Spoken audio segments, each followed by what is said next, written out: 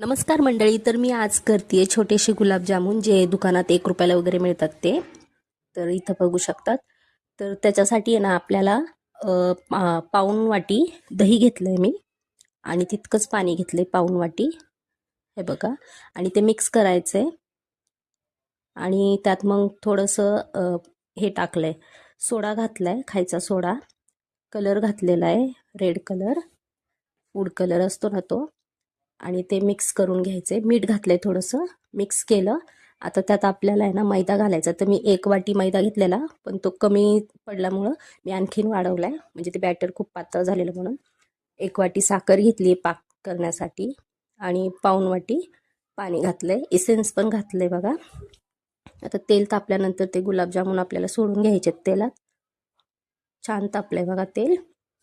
आणि पाकामध्ये ना, आणि इथं मी ना पाकामध्ये लिंबू पिळतीये. लिंबू पिळल्यामुळे आपल्या गुलाबजामुन जर पाकात घातले ना तर त्याच्यावर साखर जमा होणार नाही. जर नाही पिळले तर त्याच्यावर अशी साखर जमा होते, म्हणून साठी लिंबू पिळायचा आहे.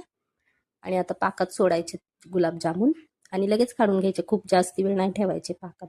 तर कोणाकोणाला ही रेसिपी आवडली त्यांनी नक्की लाईक, कमेंट, शेअर करा, सबस्क्राईब करा.